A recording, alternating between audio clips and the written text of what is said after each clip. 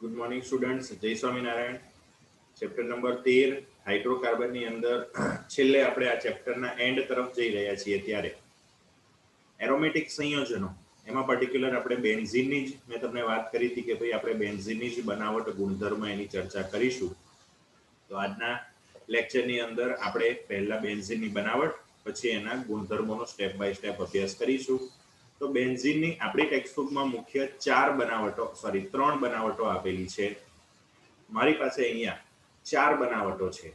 Actually એક બનાવટ આ ચેપ્ટરમાં જ આગળ આવી ગયેલી છે, પરંતુ ટેક્સ્ટબુકમાં એને બનાવટ તરીકે લીધેલી નથી.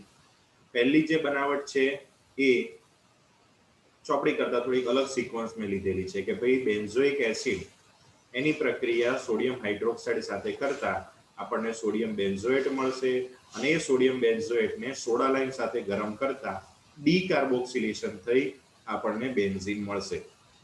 તમને યાદ હોય તો આ પ્રક્રિયા આપણે આલ્કેન સંયોજનોની બનાવટમાં જોઈ હતી.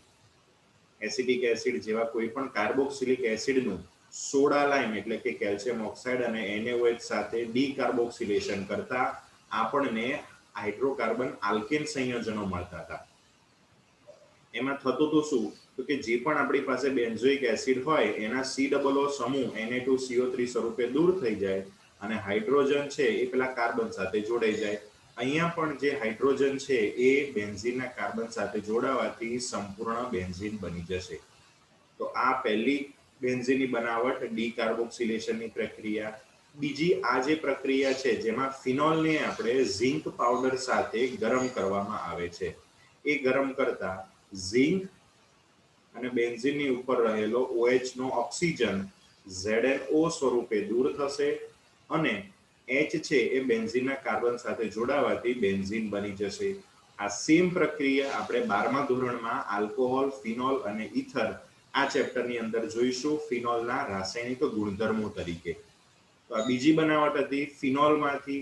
ત્રીજી બનાવટ આપણે અગાઉ ઇથાઇનના રાસાયણિક ગુણધર્મોમાં ચક્રીય પોલિમરાઇઝેશનની અંદર જોયું હતું, જેમાં આપણે ઇથાઇનને રક્તતપ્ત લાલચોળ લોખંડની નળીમાંથી 873 કેલ્વિન તાપમાને પસાર કરતા ઇથાઇનનું ચક્રીય પોલિમરાઇઝેશન થતું હતું, જેમાં દરેક ઇથાઇનના એક પાઈ બંધના ઇલેક્ટ્રોન બે કાર્બન વચ્ચેના સિગ્મા બંધમાં રૂપાંતરિત થતા હતા અને 3 ઇથાઇનના અણુઓ ચક્રીય રીતે એકબીજા સાથે જોડાઈ અને બેન્ઝીનનું નિર્માણ કરતા હતા. તો આ બેન્ઝીનના નિર્માણની ત્રીજી બનાવટ.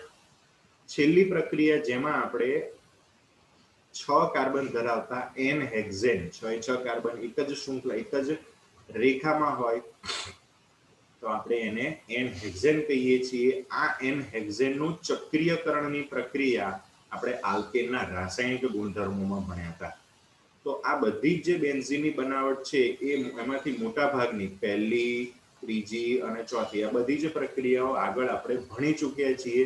માત્ર આ બીજી જે પ્રક્રિયા છે એ આપણે બાકી હતી અને એ પણ સહેલી છે. તો આ રીતે જોવા જઈએ તો ભાઈ બેન્ઝીનની બનાવટ એકદમ ઈઝી છે. જેમ આલ્કેન, આલ્કીન, આલ્કાઇનમાં બધી અલગ અલગ જાતની ઘણી વિચિત્ર બનાવટો હતી, એના કરતાં અહીંયા સાદી સિમ્પલ બનાવટ છે. જેવી બેન્ઝીનની સાદી સિમ્પલ બનાવટ છે એવા એની રાસાયણિક પ્રક્રિયાઓ પણ એકદમ ઈઝી છે. આગળ આવશે ત્યારે જોશું. તો આ બેન્ઝીન બની ગયા પછી નેક્સ્ટ એના ગુણધર્મોનો અભ્યાસ કરીએ તો બેન્ઝીન સામાન્ય રીતે કેરોસીન જેવી વાસ ધરાવતું અને રંગવિહીન પ્રવાહી છે, જે તમારી લેબમાં પણ અવેલેબલ હોય. બીજું, બેન્ઝીન હાઇડ્રોકાર્બન છે એટલે અધ્રુવીય હશે અથવા તો બિનધ્રુવીય હશે અને એરોમેટિક છે. બિનધ્રુવીય અથવા અધ્રુવીય છે એટલે પાણીની અંદર એ અદ્રાવ્ય છે, પરંતુ અધ્રુવીય કાર્બનિક દ્રાવકોમાં જેવા કે કાર્બન ટેટ્રાફ્લોરાઇડ, ટોલ્યુઇન વગેરેની અંદર એ દ્રાવ્ય છે. બેન્ઝીન પોતે પણ એક સારું કાર્બનિક દ્રાવક છે. એટલે આપણે અગાઉ એવું બોલતા હતા કે આલ્કીન, આલ્કીન કે આલ્કાઇન પ્રકારના જે સંયોજનો છે એ સંયોજનો અધ્રુવીય હોવાથી અધ્રુવીય દ્રાવકો જેવા કે બેન્ઝીન, તો ત્યાં આપણે બેન્ઝીનની અંદર દ્રાવ્ય કરતા હતા, તો બેન્ઝીન પોતે પણ એક પ્રવાહી સારું દ્રાવક છે. એરોમેટિક સંયોજન હોવાથી ધુમાડાવાળી જ્યોતથી બળે છે. તમારી પ્રયોગશાળામાં તમારે આ કસોટી કદાચ કરવાની આવે કે તાંબાની પતરી ઉપર થોડું બેન્ઝીન લઈ બર્નર ઉપર એને ગરમ કરો તો આ સંયોજન એરોમેટિક હોવાથી, કાર્બનની સંખ્યા વધારે હોવાથી એ સળગે ખરું, પરંતુ એ ધુમાડો બહુ ઉત્પન્ન કરે કાર્બનનું પ્રમાણ વધારે હોવાને કારણે. બેન્ઝીનનું ઉત્કલન બિંદુ લગભગ 353 કેલ્વિન જેટલું છે. આ બધી થઈ એના ભૌતિક ગુણધર્મોની ચર્ચા. ભૌતિક ગુણધર્મો જોઈ લીધા પછી નેક્સ્ટ હવે આપણે એના રાસાયણિક ગુણધર્મોમાં જવાનું છે. મેં તમને કીધું હતું કે ભાઈ બેન્ઝીનની અંદર એની એક વિશિષ્ટ પ્રકારની પ્રક્રિયા આવશે જેને ઇલેક્ટ્રોન અનુરાગી વિસ્થાપન પ્રક્રિયા કહેવાય છે. પ્રક્રિયા વિશે ભણતા ડિટેલમાં જતા પહેલા એક વસ્તુ તમને કહી દઉં. 12મા ધોરણમાં જ્યારે પણ આવા કોઈ પણ એરોમેટિક સંયોજનો આવશે એમાં આ ઇલેક્ટ્રોન અનુરાગી પ્રક્રિયા આવશે ને આવશે. લગભગ બધા જ ચેપ્ટરમાં આ પ્રક્રિયા આવશે. બહુ વધારે ડિટેલમાં નહીં હોય અને હું તમને વધારે ડિટેલમાં ભણાવીશ પણ નહીં, કારણ કે આ બધી જ પ્રક્રિયાઓ અત્યારે આપણે એકદમ શાંતિથી ડિટેલથી ભણી લેવાની છે. તો જે કોઈ એવા સંયોજનો છે જેમાં બેન્ઝીન રિંગ છે એટલીસ્ટ એક, તો એમાં આ પ્રક્રિયા થાય અને થાય. કઈ પ્રક્રિયા? ઇલેક્ટ્રોન અનુરાગી વિસ્થાપન પ્રક્રિયા. પહેલું સમજીએ વિસ્થાપન. તો આપણે આગળ જ જોયું કે ભાઈ બેન્ઝીનની અંદર 3 દ્વિબંધ હોવા છતાં એ વિશિષ્ટ અસંતૃપ્ત છે. વિશિષ્ટ અસંતૃપ્ત એટલે ભલે એમાં ત્રિબંધ છે પણ એ યોગશીલ પ્રક્રિયા સામાન્ય તાપમાને અને દબાણે નહીં આપે. સામાન્ય નોર્મલ તાપમાને અને દબાણે તો એ વિસ્થાપન પ્રક્રિયા આપશે પેલા આલ્કેનની જેમ. તો બેન્ઝીનમાં આ એક પ્રકારની વિસ્થાપન પ્રક્રિયા. એવું નહીં કે યોગશીલ પ્રક્રિયા નહીં જ થાય, પણ એ વધારે ઉગ્ર પરિસ્થિતિ, વધારે તાપમાન દબાણે થશે, જ્યારે નોર્મલ કન્ડિશનમાં એ વિસ્થાપન પ્રક્રિયા હશે. બીજો એક આગળ શબ્દ છે ઇલેક્ટ્રોન અનુરાગી. તો ચેપ્ટર નંબર 12 ની અંદર આપણે ભણ્યા હતા કે ભાઈ કેન્દ્ર અનુરાગી, ઇલેક્ટ્રોન અનુરાગી એટલે શું. તો જે કોઈ પણ એવી સ્પીસીસ, પરમાણુ કે પરમાણુ સમૂહ કે આયન ગમે તે, જેને ઇલેક્ટ્રોન પ્રત્યે આકર્ષણ છે એને ઇલેક્ટ્રોન અનુરાગી પ્રક્રિયક કહેવાય. એવા ઇલેક્ટ્રોન અનુરાગી પ્રક્રિયક તરીકે કોણ વર્તી શકે એની પણ ત્યાં આપણે ચર્ચા કરી હતી કે જેના ઉપર ધન વીજભાર છે અથવા તો જેને ઇલેક્ટ્રોન ઘટે છે, ઓછા છે, અષ્ટક પૂરું નથી, એવા બધા જે સ્પીસીસ છે એ ઇલેક્ટ્રોન અનુરાગી તરીકે વર્તે, એમને ઇલેક્ટ્રોન પ્રત્યે આકર્ષણ હોય. તો જ્યાંથી એમને ઇલેક્ટ્રોન મળશે એ બાજુ એ લોકો આકર્ષાશે. આપણને ખબર છે કે ભાઈ બેન્ઝીનના સમતલની ઉપર અને નીચેની બાજુએ 5 ઇલેક્ટ્રોનનું આખું એક વિદ્યુત વાદળ હોય, ઇલેક્ટ્રોનનું વાદળ હોય. માટે બેન્ઝીન ઇલેક્ટ્રોનથી ભરપૂર વસ્તુ છે. આવા બેન્ઝીન તરફ પેલા ઇલેક્ટ્રોન અનુરાગી પ્રક્રિયકો આકર્ષાશે, જેમને ઇલેક્ટ્રોન પ્રત્યે આકર્ષણ છે, એ બેન્ઝીન સાથે જોડાશે. હવે બેન્ઝીન તો ઓલરેડી તૃપ્ત જ છે, કોઈ સાથે પ્રક્રિયા કરવાની ઈચ્છા ધરાવતો નથી. માટે જો પેલા ઇલેક્ટ્રોન અનુરાગી પ્રક્રિયકોએ જોડાવવું હશે તો બેન્ઝીનમાંથી કંઈક કાઢવું પડશે. એ શું કાઢશે? તો બેન્ઝીનમાં રહેલા 6 કાર્બન પરના 6 હાઇડ્રોજનમાંથી કોઈ પણ એક હાઇડ્રોજનને દૂર કરી એ ઇલેક્ટ્રોન અનુરાગી પ્રક્રિયક બેન્ઝીનના કાર્બન ઉપર જોડાઈ જશે અને ઇલેક્ટ્રોન અનુરાગી વિસ્થાપન પ્રક્રિયા આપશે. પ્રક્રિયા કેવી છે એ આપણે હવે સમજીએ એક પછી એક. ટોટલ આપણી પાસે 5 થી 6 પ્રક્રિયા છે. એમાં પહેલી પ્રક્રિયા છે બેન્ઝીનનું નાઇટ્રેશન. શબ્દ પરથી જ ખબર પડે કે ભાઈ એમાં કોઈક નાઇટ્રો સમૂહ આપણે બેન્ઝીનમાં ઉમેરીશું. તો પ્રક્રિયા જોતા આપણને ખબર પડી ગઈ કે ભાઈ નિપજમાં બેન્ઝીનની ઉપર નાઇટ્રો સમૂહ એટલે કે નાઇટ્રોબેન્ઝીન બને છે. બેન્ઝીનમાં આ નાઇટ્રો સમૂહ દાખલ કેવી રીતે કરીશું? તો એને માટે આપણે બેન્ઝીનની પ્રક્રિયા સાંદ્ર HNO3 સાથે સાંદ્ર H2SO4 જેવા ઉદ્દીપકની હાજરીમાં 323 થી 373 કેલ્વિન તાપમાને લગભગ 40-50-60 ડિગ્રી સેલ્સિયસ નોર્મલ કન્ડિશનમાં જ આપણે પ્રક્રિયા કરીશું તો આપણને વિસ્થાપન પ્રક્રિયા મળશે. પણ આ સાંદ્ર HNO3 અને સાંદ્ર H2SO4 વાપરવાથી નાઇટ્રો સમૂહ કેવી રીતે દાખલ થશે? તો એની સમજૂતી ઉપરની પ્રક્રિયામાં આપેલી છે, જેમાં HNO3 અને H2SO4 વચ્ચે પ્રક્રિયા થવાથી HNO3 માંથી NO2 સમૂહ ઉત્પન્ન થશે, H2SO4 માંથી HSO4- બનશે અને પાણીનો અણુ મુક્ત થશે. ડિટેલમાં આ વસ્તુ આપણે પછી ભણવાની છે, પણ પહેલા આપણે થોડું કરીને આ પ્રક્રિયા સમજીએ. પહેલું આપણે સમજી લીધું કે ભાઈ બેન્ઝીનનું નાઇટ્રેશન એટલે બેન્ઝીનની ઉપર NO2 નાખવાનું. ચલો NO2 નાખવા માટે બેન્ઝીનમાં શું નાખવું પડશે? તો આપણને ખબર છે કે ભાઈ કોઈ પણ વસ્તુને ગળી કરવી હોય તો એમાં ખાંડ નાખવી પડે, તીખી કરવી હોય તો મરચું નાખવું પડે, અને ખાટી કરવી હોય તો લીંબુ નાખવું પડે. એમ નાઇટ્રેશન કરવું હોય તો કોઈ પણ નાઇટ્રો સમૂહ ધરાવતું સંયોજન, જેમ કે આપણો સાંદ્ર HNO3 એ અંદર ઉમેરવો પડશે. તો સાંદ્ર HNO3 નાખીશું, જોડે જોડે ઉદ્દીપક તરીકે સાંદ્ર H2SO4 પણ આપણે ઉમેરીશું. નોર્મલ તાપમાન હશે ત્યારે બેન્ઝીન દ્વારા વિસ્થાપન થશે. પણ આ સાંદ્ર HNO3 જે નાખીએ છીએ એમાંથી NO2 સમૂહ કેવી રીતે ઉત્પન્ન થશે એ સમજાવતી આ ઉપરની પ્રક્રિયા છે. તો મેં તમને કીધું એમ HNO3 માંથી NO2 સમૂહ ઉત્પન્ન થશે, H2SO4 માંથી HSO4 માઇનસ બનશે. હવે H2SO4 તો આપણો ઉદ્દીપક હતો. જો પ્રક્રિયાના અંતે એમાંથી HSO4 માઇનસ બને તો ઉદ્દીપકની વ્યાખ્યા ખોટી, કારણ કે ઉદ્દીપક એટલે શું? તો કે કોઈ એવો પદાર્થ કે જે પ્રક્રિયાને સરળ, ઝડપી બનાવે. પ્રક્રિયામાં કદાચ વપરાય ખરો પરંતુ અંતે પાછો મળી જાય. પણ અહીંયા તો આપણો ઉદ્દીપક H2SO4 જેવા છે એવા સ્વરૂપે ન મળતા HSO4 માઇનસ સ્વરૂપે મળે છે. તો એકચ્યુઅલી આવું થતું નથી. થાય શું? H2SO4 આ HNO3 સાથે પ્રક્રિયા કરે એ દરમિયાન HSO4 માઇનસમાં ફેરવાય ખરો, પરંતુ જે આપણો NO2+ બન્યો એ NO2+ બેન્ઝીન ઉપર જોડાવા જશે ત્યારે બેન્ઝીન ઉપર કાર્બન સાથે રહેલા એક હાઇડ્રોજનને દૂર કરશે અને પોતે બેન્ઝીન સાથે જોડાઈને નાઇટ્રોબેન્ઝીન બનાવી દેશે. પેલો હાઇડ્રોજન દૂર થઈને જશે ક્યાં? તો એ હાઇડ્રોજન દૂર થઈ અને ડાયરેક્ટ પેલા HSO4 માઇનસ સાથે જોડાશે. જે હાઇડ્રોજન દૂર થાય છે એ H+ સ્વરૂપે દૂર થશે અને એ H+ HSO4 માઇનસ સાથે જોડાશે અને બંને ભેગા થઈને શું બનાવી દેશે? આપણો ઉદ્દીપક H2SO4 પાછો. રેડી? તો આ આપણે એક પહેલી પ્રક્રિયા જોઈ. દરેક પ્રક્રિયામાં આવું જ હશે.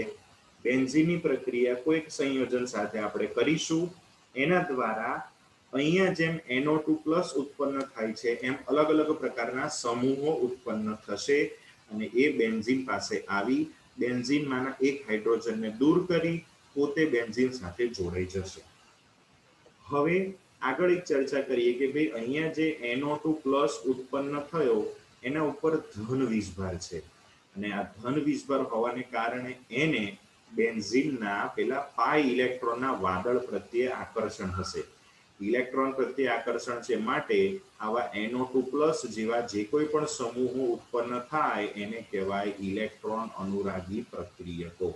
આવા ઇલેક્ટ્રોન અનુરાગી પ્રક્રિયકો બેન્ઝીન પાસે આવશે, હાઇડ્રોજનને દૂર કરી પોતે બેન્ઝીન સાથે જોડાશે અને જે પ્રમાણે સમૂહો આવશે એ પ્રમાણે સંયોજનનું નામ બનશે. તો જો આ પ્રક્રિયાની અંદર તમને ખ્યાલ આવી ગયો હોય તો આગળની પ્રક્રિયાઓ ઇઝીલી આવડી જશે. ના ખ્યાલ આવે તો થોડુંક રિવાઇન્ડ કરીને ફરી પાછું જોઈ શકો. આગળ જઈએ. આ નાઇટ્રેશન પ્રક્રિયા જોયા પછી નેક્સ્ટ છે ક્લોરિનેશન. ગળ્યું કરવું હોય તો ખાંડ નાખવાની, તીખું કરવું હોય તો મરચું નાખવાનું, એમ ક્લોરિનેશન કરવું હોય તો શું નાખવાનું? તો કે Cl2 અંદર નાખવાનો છે. તો બેન્ઝીનની પ્રક્રિયા, બેન્ઝીનનું ક્લોરિનેશન કરીએ તો બેન્ઝીનની ઉપર ક્લોરીન આવી જાય એટલે સંયોજન કયું બનશે? ક્લોરોબેન્ઝીન. સાવ સાદી સિમ્પલ પ્રક્રિયા છે.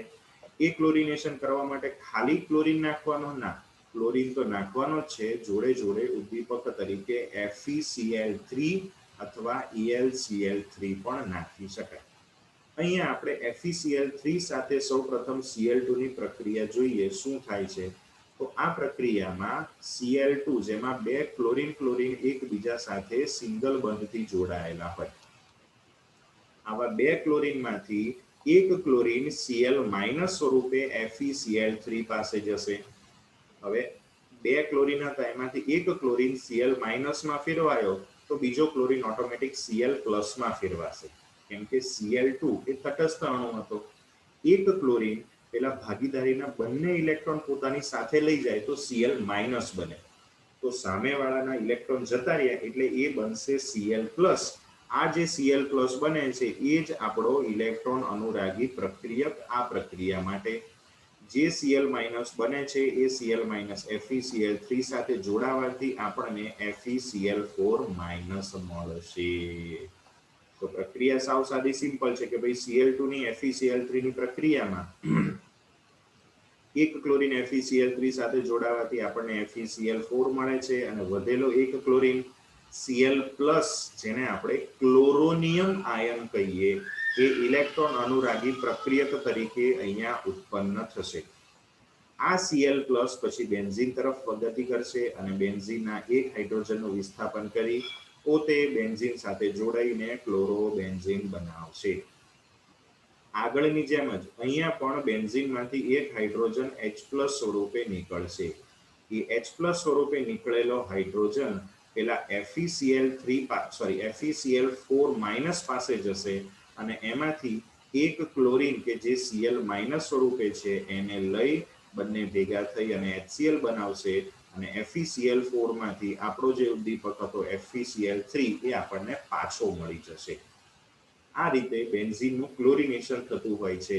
આગળ આપણે નાઇટ્રેશન જોયું, આ ક્લોરિનેશન. આવી જ રીતે દરેક પ્રક્રિયાની અંદર કોઈ પણ બે પ્રક્રિયકો એક પ્રક્રિયક અને એક ઉદ્દીપક વચ્ચે પ્રક્રિયા થશે. એમાંથી એક ઇલેક્ટ્રોન અનુરાગી પ્રક્રિયક ઉત્પન્ન થશે. એ બેન્ઝીનના હાઇડ્રોજનનું વિસ્થાપન કરી પોતે બેન્ઝીન સાથે જોડાશે અને અલગ અલગ પ્રકારના બેન્ઝીનના વ્યુત્પન્નો બેન્ઝીનમાંથી બનેલા સંયોજનો એ બનાવશે. જે હાઇડ્રોજન H+ સ્વરૂપે નીકળશે એ બીજા સાથે જોડાઈને આપણને ઉપનિપજ આપશે. અલગ અલગ પ્રકારની પ્રક્રિયામાં અલગ અલગ પ્રકારની ઉપનિપજો મળશે. આ હતું બેન્ઝીનનું ક્લોરિનેશન. નેક્સ્ટ એના પછી છે બેન્ઝીનનું ક્લોરિનેશન પણ અલગ રીતે છે, જેમાં આપણે વધારે પ્રમાણમાં Cl2 સાથે અંધારામાં અને ઠંડકમાં બેન્ઝીન સાથે પ્રક્રિયા કરાવીએ નિર્જળ AlCl3 ઉદ્દીપકની હાજરીમાં. તો પહેલા જ્યારે એક ક્લોરીન ઉમેરાતો તો એને બદલે બેન્ઝીનના દરેક કાર્બન ઉપર ક્લોરીન ઉમેરાઈ જશે અને 6 HCl દૂર થશે અને હેક્ઝાક્લોરોબેન્ઝીન બનશે. 6 હાઇડ્રોજન દૂર થશે, 6 હાઇડ્રોજન 6 ક્લોરીન સાથે 6 HCl બનાવશે અને આ રીતે હેક્ઝાક્લોરોબેન્ઝીન બનશે C6Cl6. આ રીતે બે રીતે ક્લોરિનેશન જોયા પછી નેક્સ્ટ હવે જોઈએ સલ્ફોનેશન. સલ્ફોનેશન એટલે નામ પરથી જ ખબર પડે કે આમાં બેન્ઝીનની ઉપર સલ્ફોનિક સમૂહ જોડાશે એટલે બનશે બેન્ઝીન સલ્ફોનિક એસિડ. આ બેન્ઝીનમાંથી બેન્ઝીન સલ્ફોનિક એસિડ બનાવવા માટે આપણે શું લેવું પડશે?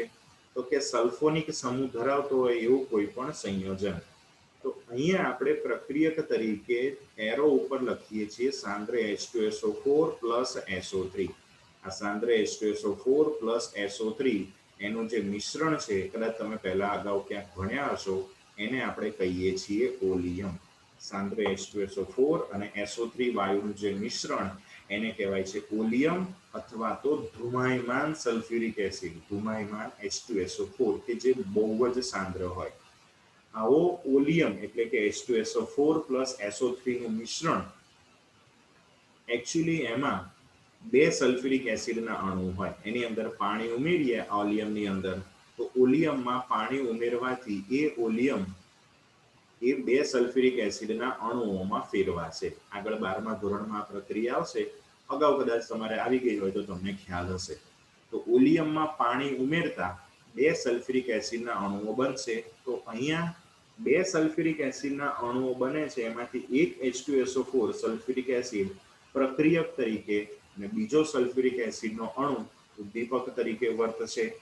હવે એક સલ્ફ્યુરિક એસિડ કે જે પ્રક્રિયક છે એમાંથી આપણો ઇલેક્ટ્રોન અનુરાગી પ્રક્રિયક SO3H બનશે અને બીજો જે ઉદ્દીપક તરીકેનો સલ્ફ્યુરિક એસિડ H2SO4 છે એમાંથી HSO4- અને છેલ્લે બીજો એક પાણીનો અણુ દૂર થશે. આ રીતે બનેલો ઇલેક્ટ્રોન અનુરાગી પ્રક્રિયક SO3H+ બેન્ઝીન તરફ જઈ એના એક હાઇડ્રોજનનું વિસ્થાપન કરશે. એ હાઇડ્રોજન H+ સ્વરૂપે નીકળશે અને પોતે બેન્ઝીન સાથે જોડાવાથી બેન્ઝીન સલ્ફોનિક એસિડ બનશે. નીકળેલો H+ HSO4- સાથે જોડાઈ અને આપણો ઉદ્દીપક H2SO4 આપણને પાછો આપશે. તો આ પ્રક્રિયા હતી બેન્ઝીનનું સલ્ફોનેશન. આમાં પણ દરેક પ્રક્રિયાની જેમ એક ઇલેક્ટ્રોન અનુરાગી પ્રક્રિયક ઉત્પન્ન થયો SO3H+. આગળ જઈએ બેન્ઝીનનું ફ્રીડલ ક્રાફ્ટ આલ્કાઇલેશન અને એના પછી એવી જ પ્રક્રિયા જોઈશું આપણે બેન્ઝીનનું ફ્રીડલ ક્રાફ્ટ એસાઇલેશન. આ પ્રક્રિયામાં પણ એક પ્રક્રિયક અને એક ઉદ્દીપક આપણે વાપરીશું. પ્રક્રિયામાં શું થાય છે જોતા પહેલા એનું નામ જોઈએ, આલ્કાઇલેશન.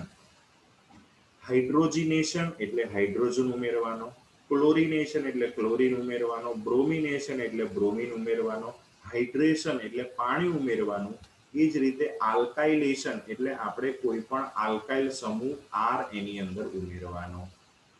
આલ્કાઇલ સમૂહ એટલે શું? તો કે મિથાઇલ, ઇથાઇલ, પ્રોપાઇલ, બ્યુટાઇલ, ગમે તેવા કોઈ સમૂહો છે એને આપણે બેન્ઝીનની અંદર ઉમેરવાના થશે.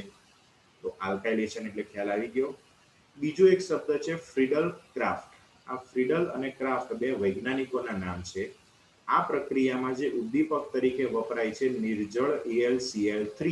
એ નિર્જળ AlCl3 ની શોધ અથવા તો એનો આ પ્રક્રિયામાં ઉપયોગ ફ્રીડલ અને ક્રાફ્ટ નામના વૈજ્ઞાનિકોએ કરેલો હોવાથી આ ઉદ્દીપક નિર્જળ AlCl3 ને ફ્રીડલ ક્રાફ્ટ ઉદ્દીપક કહે છે. તો ફ્રીડલ ક્રાફ્ટ ઉદ્દીપકના ઉપયોગથી બેન્ઝીનનું આલ્કાઇલેશન કરવાની આ ફ્રીડલ ક્રાફ્ટ આલ્કાઇલેશન, જેને ઇંગ્લિશમાં FC ફ્રીડલ ક્રાફ્ટ આલ્કાઇલેશન પ્રક્રિયા પણ ઘણીવાર કહેવાતી હોય છે. તો આવી ફ્રીડલ ક્રાફ્ટ આલ્કાઇલેશન પ્રક્રિયામાં બેન્ઝીનની અંદર આલ્કાઇલ સમૂહ નાખવાનો છે. અહીંયા આપણે આલ્કાઇલ સમૂહ તરીકે મિથાઇલ સમૂહ CH3 નાખવો છે. તો એ CH3 સમૂહ નાખવા પ્રક્રિયક તરીકે આપણે વાપરીશું અહીંયા CH3Cl મિથાઇલ ક્લોરાઇડ અને ઉદ્દીપક તરીકે તો આપણે હમણાં જોયું નિર્જળ AlCl3. આ બંને વચ્ચેની પ્રક્રિયામાં શું થશે એ સમજી શકાય કે CHCl3 માંથી એક ક્લોરીન AlCl3 સાથે જવાથી બનશે AlCl4-, કેમ કે જે ક્લોરીન જાય છે એ ઋણ આયન Cl- તરીકે AlCl3 સાથે જોડાવાથી AlCl4- બનશે. જ્યારે વધેલો CH3 એ CH3+ સ્વરૂપે ઉત્પન્ન થશે. આ CH3+ એક ઇલેક્ટ્રોન અનુરાગી પ્રક્રિયક હોવાથી એ બેન્ઝીન તરફ જઈ બેન્ઝીનના એક હાઇડ્રોજનને H+ સ્વરૂપે દૂર કરી અને પોતે બેન્ઝીન સાથે જોડાઈ મિથાઇલ બેન્ઝીન એટલે કે ટોલ્યુઇન બનાવશે. સાવ સાદી સિમ્પલ પ્રક્રિયા છે. પ્રક્રિયા દરમિયાન જે ઉત્પન્ન થતો H+ છે એ H+ પાછો AlCl4 પાસે જશે. એમાંથી એક ક્લોરીનને Cl- સ્વરૂપે કાઢશે અને H+ અને Cl- પછી એકબીજા સાથે HCl સ્વરૂપે દૂર થશે અને આપણો AlCl3 ઉદ્દીપક આપણને પાછો મળી જશે. તો આ હતું બેન્ઝીનનું ફ્રીડલ ક્રાફ્ટ આલ્કાઇલેશન કે જેમાં આપણે બેન્ઝીનની અંદર આલ્કાઇલ સમૂહ ઉમેર્યો. આલ્કાઇલ સમૂહ તરીકે આપણે ખાલી મિથાઇલને જ ઉમેરી શકીએ? તો કે ના, આપણે એની અંદર ઇથાઇલને પણ ઉમેરી શકીએ. તો નેક્સ્ટ જે પ્રક્રિયા છે એમાં બેન્ઝીનની અંદર ઇથાઇલ સમૂહ ઉમેરવા ને CH3CH2Cl લીધો.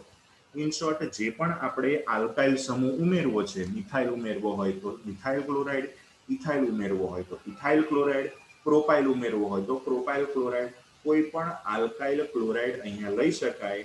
ઉદ્દીપક તરીકે તો ફિક્સ જ છે નિર્જળ AlCl3. તો આ રીતે આલ્કાઇલેશન કરતા અહીંયાથી CH3CH2+ ઇલેક્ટ્રોન અનુરાગી પ્રક્રિયક ઉત્પન્ન થશે જે બેન્ઝીન સાથે જોડાઈ અને ઇથાઇલ બેન્ઝીન બનાવશે. આવા જેટલા બનાવવા હોય એટલા આપણે આલ્કાઇલ બેન્ઝીન બનાવી શકીએ. પ્રોપાઇલ બેન્ઝીન, બ્યુટાઇલ બેન્ઝીન ગમે એટલા આપણે બનાવવા હોય એટલા બનાવી શકીએ ફ્રીડલ ક્રાફ્ટ આલ્કાઇલેશન પ્રક્રિયાથી. આગળ મેં તમને કીધું એમ જેવી આ ફ્રીડલ ક્રાફ્ટ આલ્કાઇલેશન પ્રક્રિયા છે એવી ને એવી ફ્રીડલ ક્રાફ્ટ એસાઇલેશન પ્રક્રિયા. નામ આવે છે ફ્રીડલ ક્રાફ્ટ એટલે ઉદ્દીપક તરીકે તો કમ્પલસરી નિર્જળ AlCl3 જશે, પરંતુ આ પ્રક્રિયા છે એસાઇલેશન. નામ પરથી ખબર પડે કે આમાં એસાઇલ સમૂહ ઉમેરવાનો હશે. કયો સમૂહ ઉમેરવાનો હશે? એસાઇલ સમૂહ. હવે એસાઇલ સમૂહ એટલે શું એ સમજી લઈએ. CH3CO થોડુંક મોટું કરીને જો આપણે લખીએ તો CH3C=O. આવો જે સમૂહ છે એને કહેવાય એસાઇલ સમૂહ. આ એસાઇલ સમૂહને આપણે બેન્ઝીનની અંદર ઉમેરવાનો છે.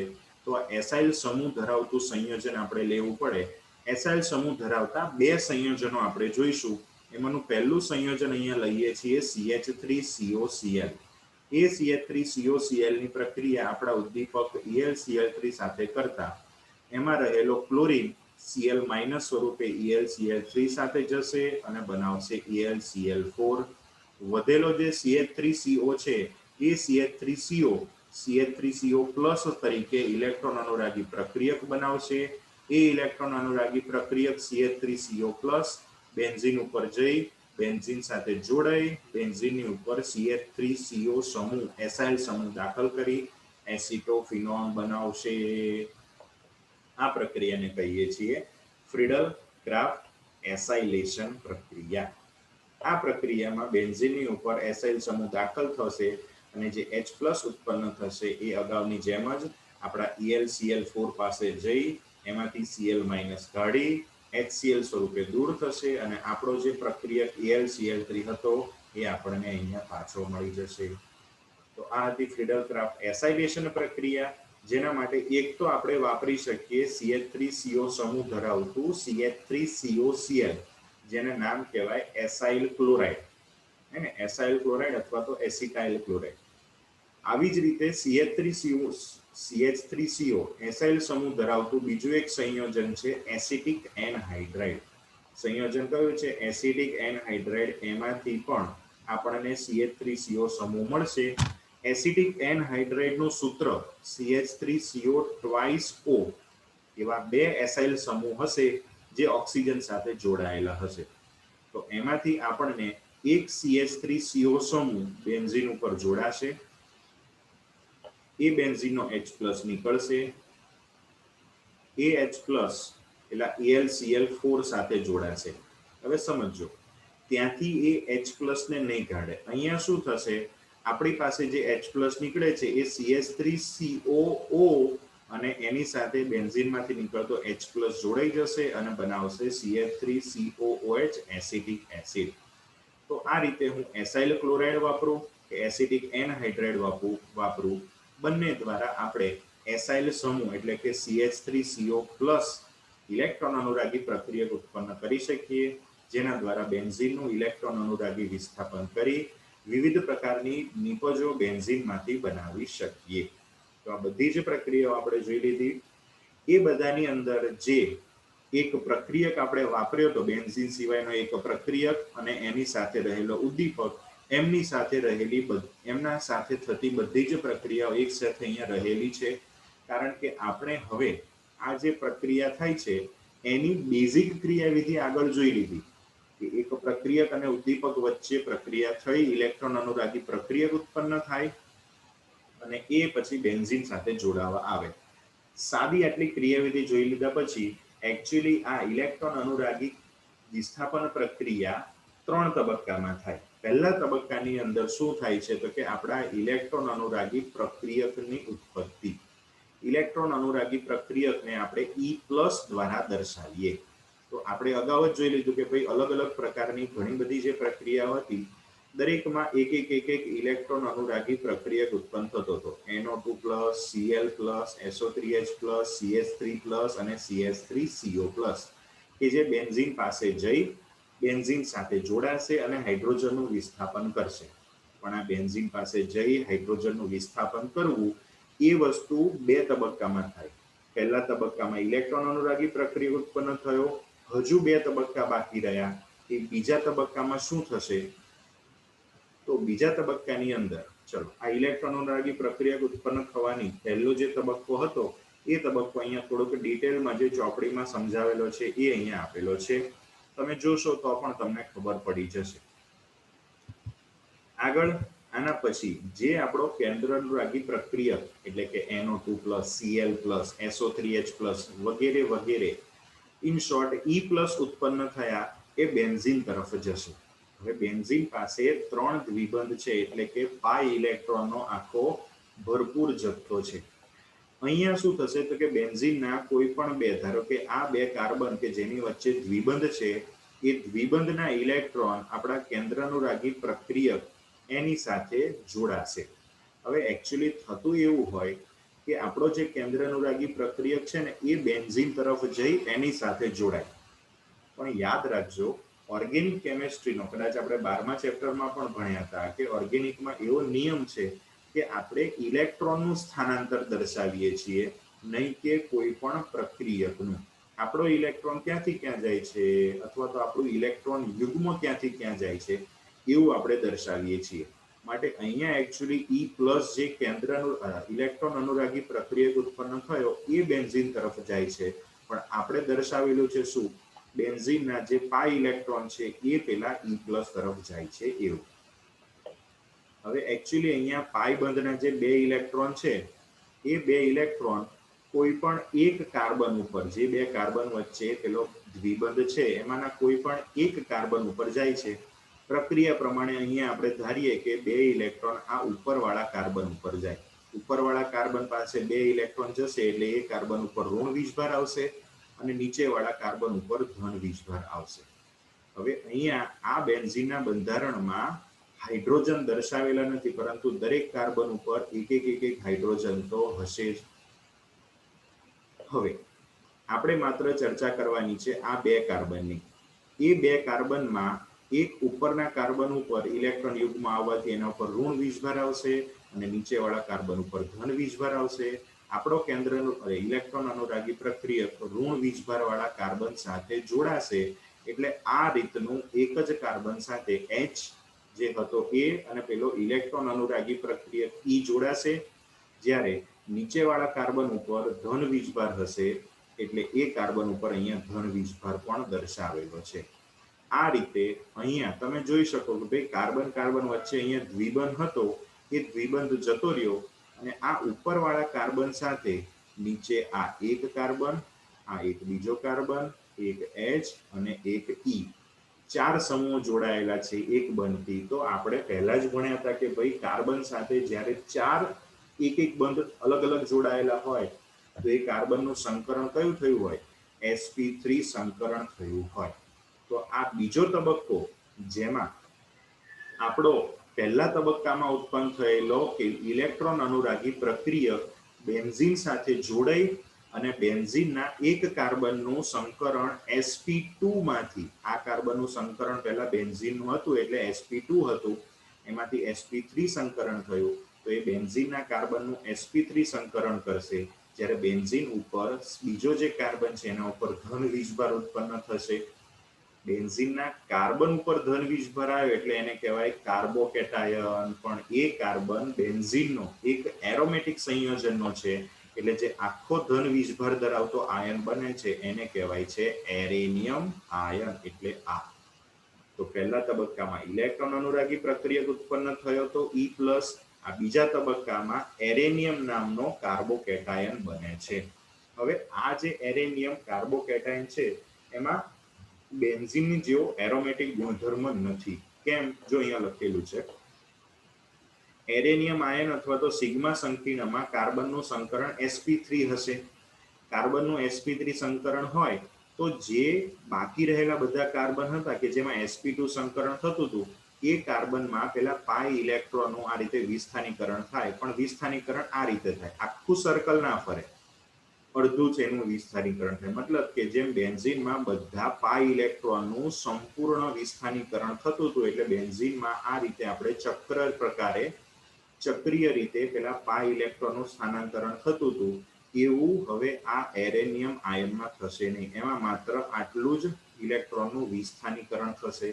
હવે બેન્ઝીન ઇલેક્ટ્રોનનું પાઈ ઇલેક્ટ્રોનનું વિસ્થાનીકરણ જેટલું વધારે એટલું એ વધારે સ્થાયી.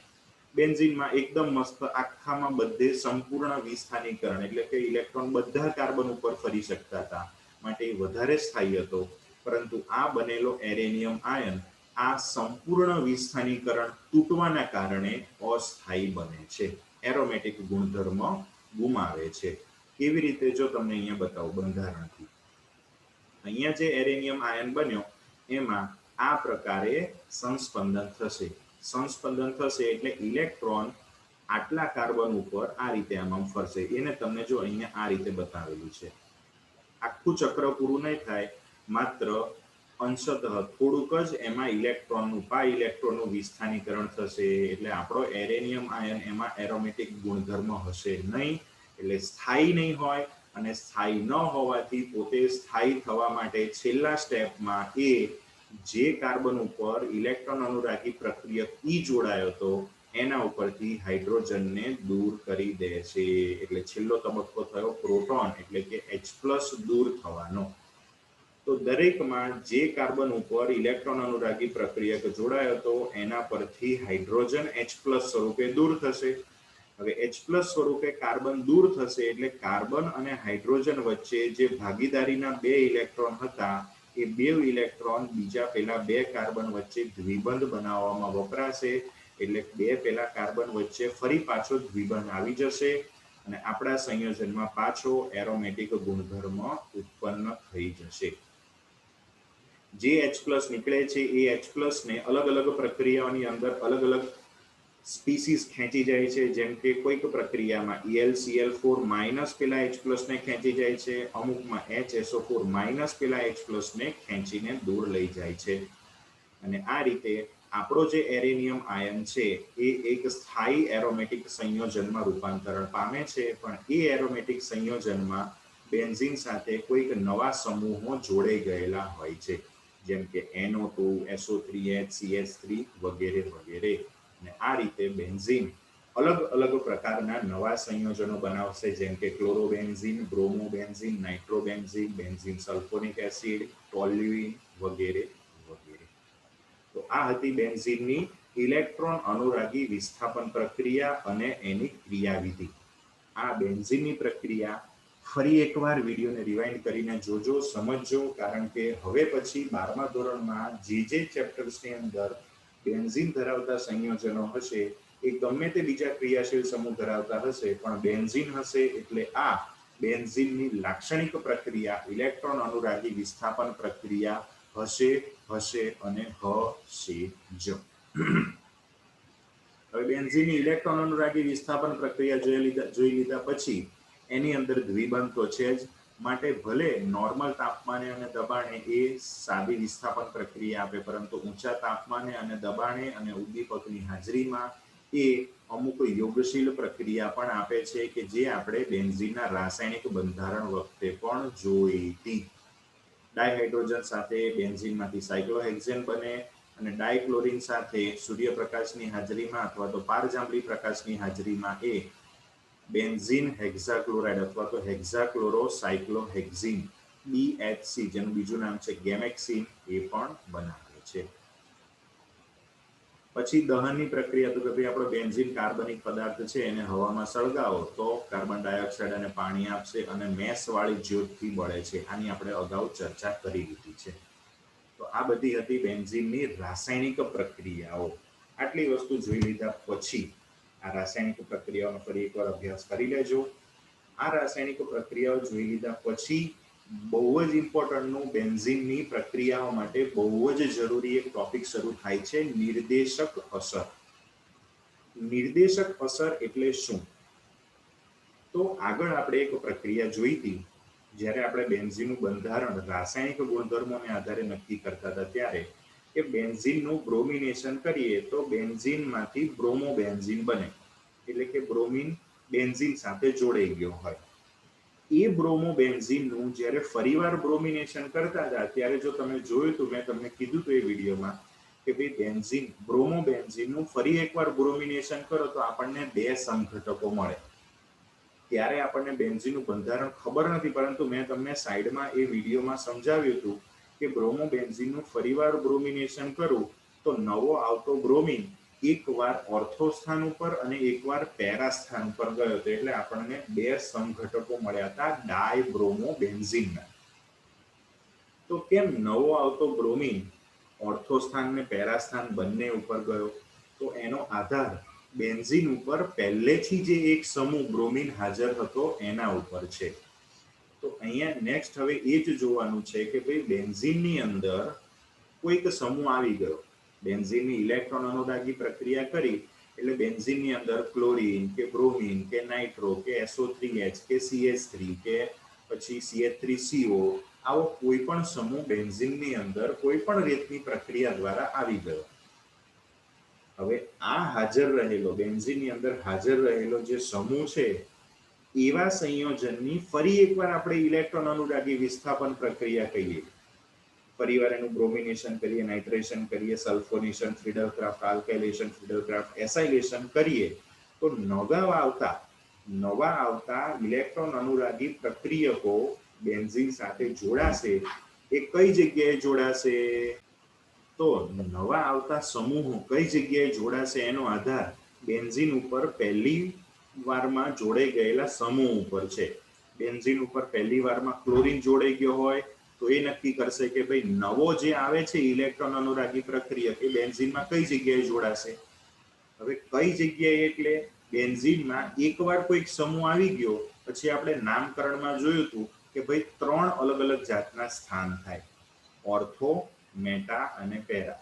બેન્ઝીનમાં કોઈ એક સમૂહ જોડાઈ ગયો હોય તો હવે બેન્ઝીનમાં 3 અલગ અલગ જગ્યા, 3 અલગ જાતના કાર્બન હોય, ઓર્થો, મેટા અને પેરા. તો નવો જે સમૂહ એની અંદર જોડાવા આવશે એ ઓર્થો ઉપર જશે, મેટા ઉપર જશે કે પેરા ઉપર, એનો આધાર પહેલેથી હાજર જે સમૂહ છે એના ઉપર હશે. એ પહેલેથી આવી ગયેલો સમૂહ, બેન્ઝીનમાં હાજર રહેલો સમૂહ નવા આવતા સમૂહને નિર્દેશ કરશે, એને કહેશે કે ભાઈ તું ઓર્થો ઉપર જોડા, તું પેરા ઉપર જોડા કે તું મેટા ઉપર જોડા.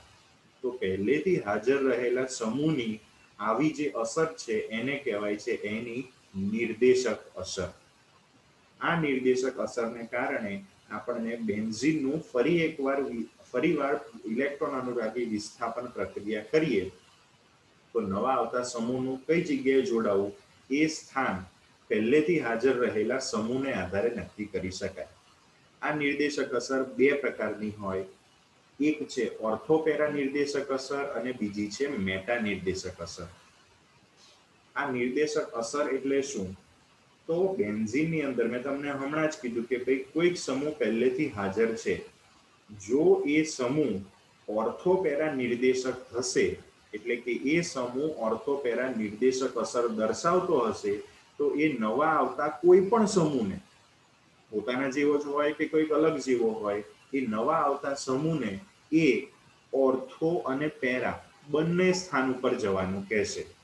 એટલે એકવાર નવો આવતો સમૂહ ઓર્થો સ્થાન ઉપર જોડાશે અને એકવાર નવો આવતો સમૂહ પેરા સ્થાન ઉપર જોડાવાથી આપણને 2 સમઘટકોનું મિશ્રણ મળશે. જેવું આપણને બ્રોમોબેન્ઝીનનું ફરીવાર બ્રોમિનેશન કરવાથી 2 ડાયબ્રોમોબેન્ઝીનના સમઘટકો મળ્યા હતા, ઓર્થો અને પેરા પ્રકારના. તો એ જે ઉદાહરણ હતું એમાં બેન્ઝીનની ઉપર પહેલા એકવાર બ્રોમિન આવી ગયો હતો.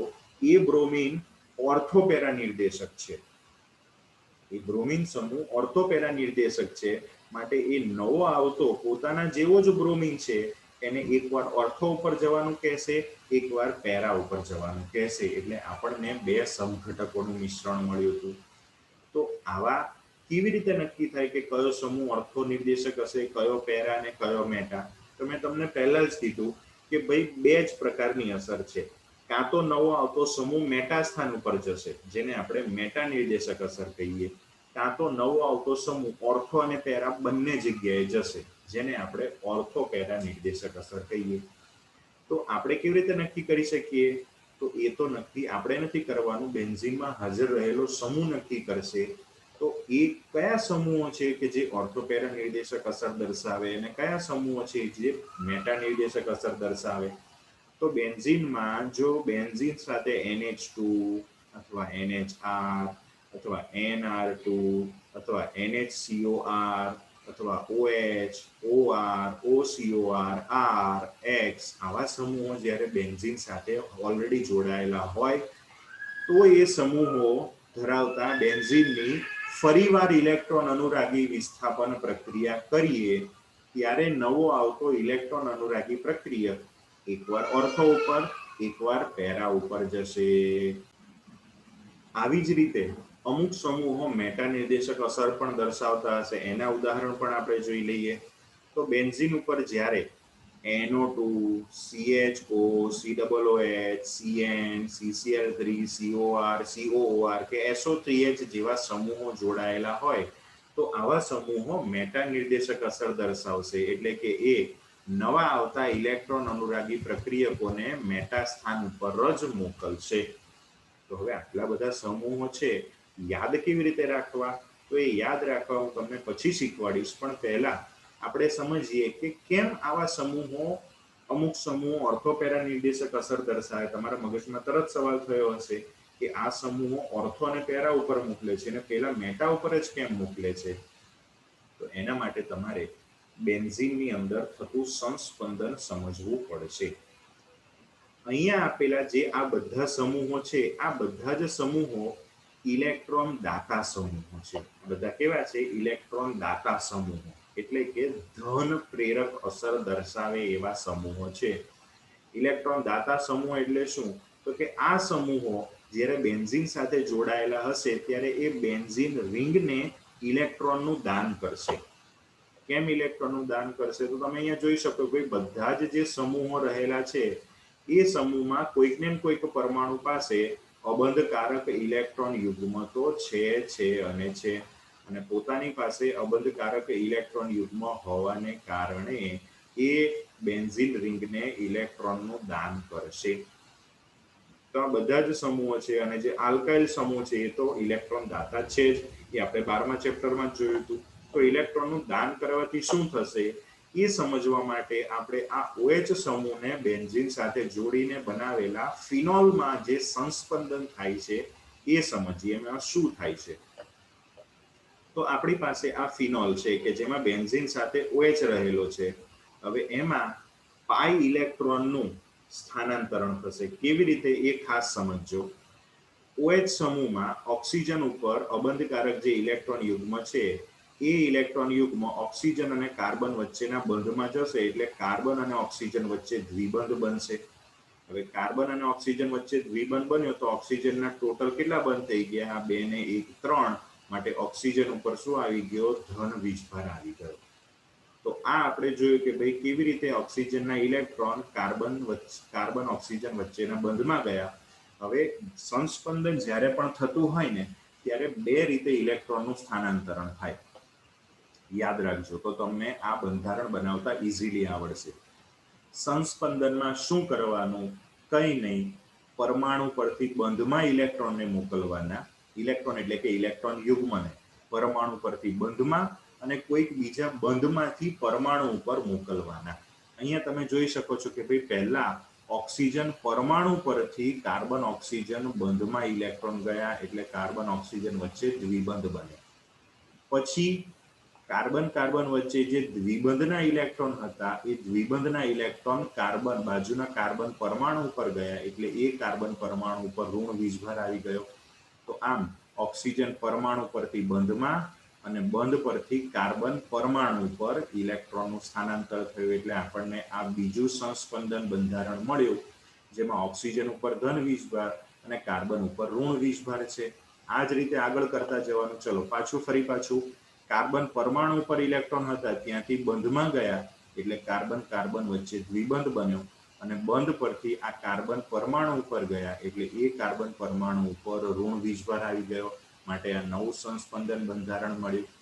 હવે આ રીતે સંસ્પંદન બંધારણ બનાવતા હોઈએ ત્યારે જ્યાં જે પરમાણુ પરથી બંધમાં કે બંધ પરથી પરમાણુમાં ઇલેક્ટ્રોન જાય એટલા ભાગમાં જ ચેન્જ કરવાનો, બાકીની બધી વસ્તુ એમનેમ રહેવા દેવાની. બીજા બંધારણમાં પરમાણુ પરથી બંધમાં ઇલેક્ટ્રોન ગયા અને બંધ પરથી પરમાણુમાં ગયા, ત્યારે આપણે આ કાર્બન વચ્ચેનો દ્વિબંધ એમનેમ રહેવા દીધો. ઓક્સિજન કાર્બન વચ્ચેનો બંધ, ઓક્સિજન ઉપરનો ધન વીજભાર બધું એમનેમ જ રહ્યું. જ્યાં જેટલો ચેન્જ આવે એટલો ચેન્જ કરવાનો હોય. તો આ રીતે કર્યું. હવે ત્રીજા બંધારણમાં પરમાણુ પરથી બંધમાં ઇલેક્ટ્રોન જશે, એટલે કાર્બન વચ્ચે દ્વિબંધ બની ગયો, અને બંધ પરથી પરમાણુ ઉપર જશે, એટલે આ કાર્બન ઉપર ઋણ વીજભાર આવી જશે. ફરી પાછું પરમાણુ પરથી બંધમાં ઇલેક્ટ્રોન જશે, એટલે આ બે કાર્બન વચ્ચે દ્વિબંધ, અને કાર્બન ઓક્સિજન દ્વિબંધમાંથી પાછા ઇલેક્ટ્રોન ઓક્સિજન ઉપર આવી જશે, એટલે ઓક્સિજન કાર્બન વચ્ચે સિંગલ બંધ થઈ જશે. આ રીતે ટોટલ આપણને 5 સંસ્પંદન બંધારણ મળશે. ફિનોલના સંસ્પંદન બંધારણ હોવાથી આપણે વચ્ચે બંને સાઈડનો એરો મારેલો છે. તો અહીંયા આપણે જોઈ શકીએ છીએ કે ભાઈ અહીંયા તો આપણે ફિનોલનું ઉદાહરણ લીધું કે જેમાં બેન્ઝીનની ઉપર OH સમૂહ રહેલો છે. એ જ રીતે આ બધામાંથી કોઈ પણ સમૂહ આપણે બેન્ઝીન સાથે જોડીએ અને એના પણ આવા જ સંસ્પંદન બંધારણો બનાવી શકાય. આપણે સંસ્પંદન બંધારણ નતા સમજવાના, આપણે શું જોવાનું હતું તો કે આ સમૂહો કેવી રીતે ઓર્થો પેરા નિર્દેશક અસર દર્શાવે છે. તો તમે અહીંયા જોશો કે ભાઈ આ 5 જે અલગ અલગ સંસ્પંદન બંધારણ છે એમાં ઋણ વીજભાર કઈ જગ્યાએ આવે છે? તો જો આ એક ઓર્થો OH સમૂહથી ઓર્થો સ્થાન ઉપર, OH ની એક્ઝેક્ટ સામેના પેરા સ્થાન ઉપર અને OH ની બીજી બાજુએ રહેલા ઓર્થો સ્થાન ઉપર. પહેલું અને છેલ્લું બંધારણ તો તટસ્થ જ છે, પરંતુ વચ્ચેના 3 બંધારણોની અંદર ઋણ અને ધન બંને વીજભાર છે. ધન વીજભાર ઓક્સિજન ઉપર છે અને ઋણ વીજભારનું બેન્ઝીનની અંદર સ્થાનાંતરણ થાય છે. એ ઋણ વીજભાર કઈ જગ્યાએ જાય છે? ઓર્થો અને પેરા સ્થાન પર જાય છે. તો આવા OH સમૂહ જ્યારે બેન્ઝીન સાથે OH કે એના જેવા ઉપરના બીજા બધા સમૂહો કે જે ઓર્થો પેરા નિર્દેશક સમૂહો કહેવાય છે, એ સમૂહો જ્યારે બેન્ઝીન સાથે જોડાય તો એ સમૂહો પોતાના ઇલેક્ટ્રોન યુગ્મને બેન્ઝીનમાં નાખશે, એટલે એ ઇલેક્ટ્રોન યુગ્મને કારણે ઋણ વીજભાર આખા બેન્ઝીનમાં ફરશે. કઈ જગ્યાએ ફરશે? ઓર્થો અને પેરા સ્થાન ઉપર ફરશે. માટે ઓર્થો અને પેરા સ્થાન ઉપર વધારે પ્રમાણમાં આપણને ઋણ વીજભાર જોવા મળશે.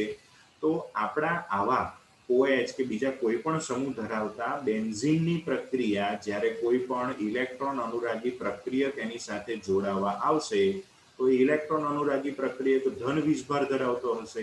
તો એ ધન વીજભારને કોની પ્રત્યે આકર્ષણ હશે? તો એ ધન વીજભારને ઋણ વીજભાર પ્રત્યે આકર્ષણ હશે. તો આપણા ધન વીજભાર ધરાવતા ઇલેક્ટ્રોન અનુરાગી પ્રક્રિયકો જ્યાં ઋણ વીજભાર દેખાશે ત્યાં જઈને ચોંટવાનો ટ્રાય કરશે. ઋણ વીજભાર ક્યાં છે? તો કે ઓર્થો અને પેરા સ્થાન ઉપર છે. માટે આપણા નવા આવતા ઇલેક્ટ્રોન અનુરાગી પ્રક્રિયકો ઓર્થો અને પેરા સ્થાન ઉપર જોડાશે અને એને જ કારણે આવા બધા જે સમૂહો બેન્ઝીન સાથે જોડાયેલા હશે એ ઓર્થો પેરા નિર્દેશક અસર દર્શાવી નવા આવતા સમૂહને ઓર્થો અને પેરા સ્થાન ઉપર જોડવા માટે મજબૂર કરશે. નવો આવતો સમૂહ કમ્પલસરી ઓર્થો કે પેરા સ્થાન ઉપર જ જોડાય. એકવાર ઓર્થો ઉપર જોડાય, એકવાર પેરા ઉપર જોડાશે. ક્લિયર? ઓર્થો પેરા નિર્દેશક અસર. પછી આપણે મેટા નિર્દેશક અસર જોવાની છે, પરંતુ એ જોતા પહેલા એક બીજી ચર્ચા કરી દઈએ કે આવા જે ઓર્થો પેરા નિર્દેશક સમૂહો છે એને આપણે કીધું કે એ લોકો આ ઓર્થો પેરા નિર્દેશક અસર કેમ દર્શાવે છે?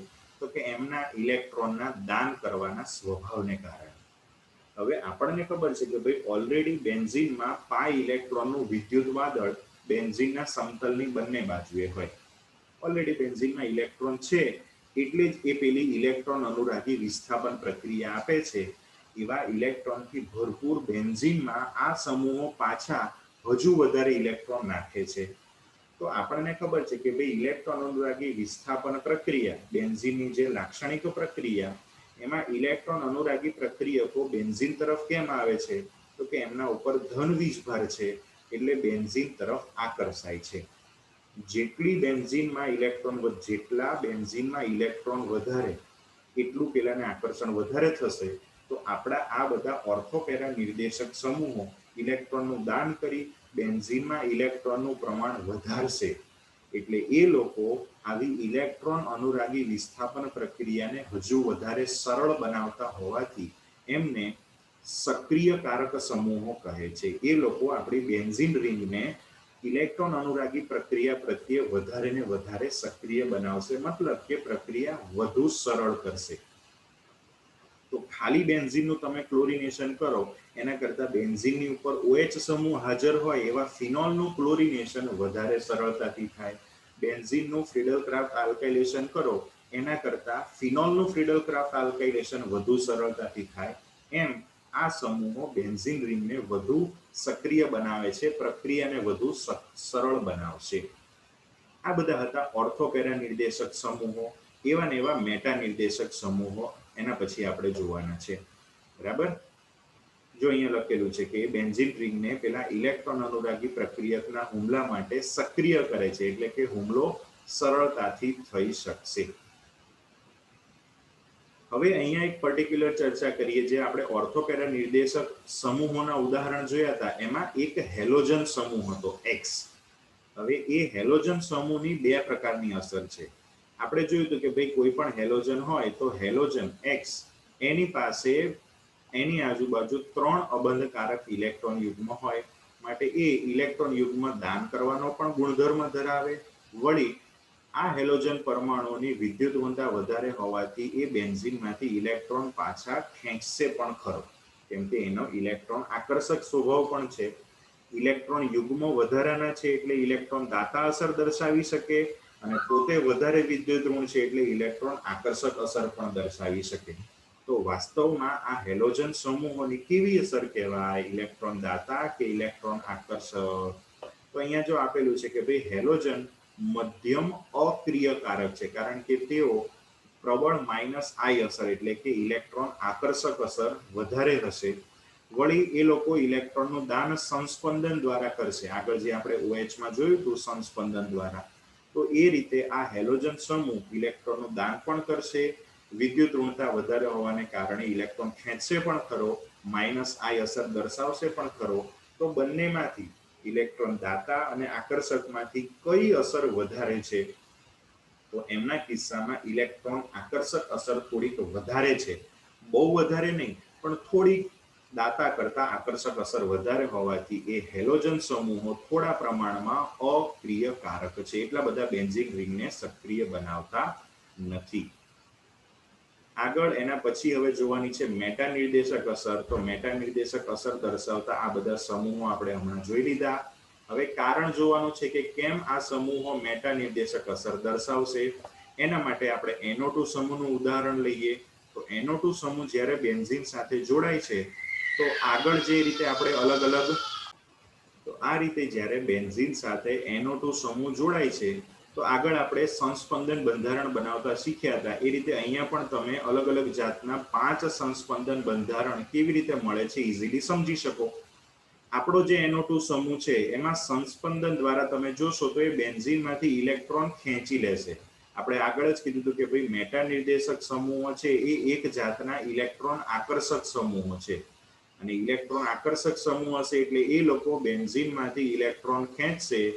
જેમ આગળના પેલા ઓર્થોપેરા નિર્દેશક સમૂહો ઇલેક્ટ્રોન દાતા હતા એટલે બેન્ઝીન રિંગમાં ઇલેક્ટ્રોન નાખતા હતા, એટલે બેન્ઝીનમાં ઋણ વીજભાર બધે ફરતો હતો સંસ્પંદન દરમિયાન.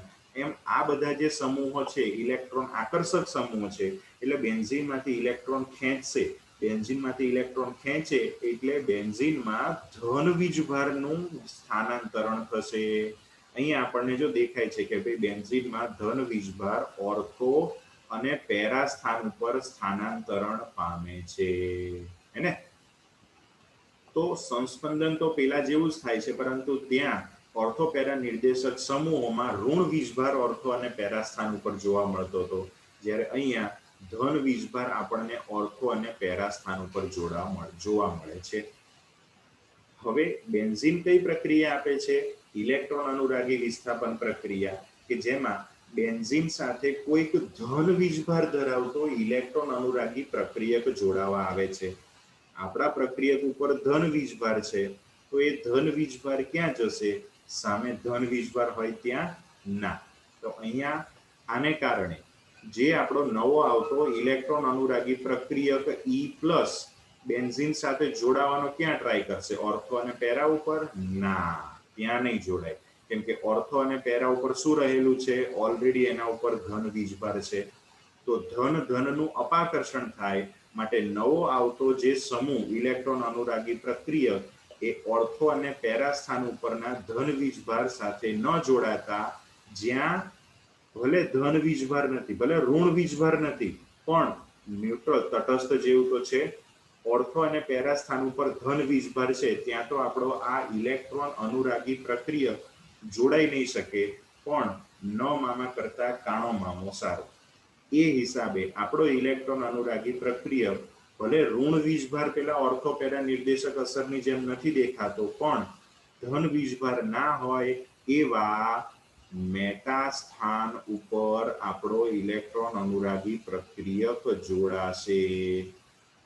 કારણ મેં તમને કીધું કે આ મેટા નિર્દેશક સમૂહની અસરને કારણે ઓર્થો અને પેરા સ્થાન ઉપર ધન વીજભાર આવી જશે, એટલે ઓર્થો અને પેરા સ્થાન ઉપર તો ઇલેક્ટ્રોન અનુરાગી પ્રક્રિયક જઈ નહીં શકે, તો જોડાશે ક્યાં? એક જગ્યા બાકી રહી, મેટા સ્થાન. માટે આ બધા સમૂહો મેટા સ્થાન ઉપર જોડશે નવા આવતા સમૂહોને.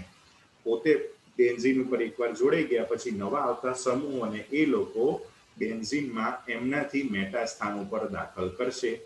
આવા જે બધા મેટા નિર્દેશક સમૂહો છે એ લોકો પોતાની ઇલેક્ટ્રોન આકર્ષક અસરને કારણે આવી મેટા નિર્દેશક અસર દર્શાવે છે.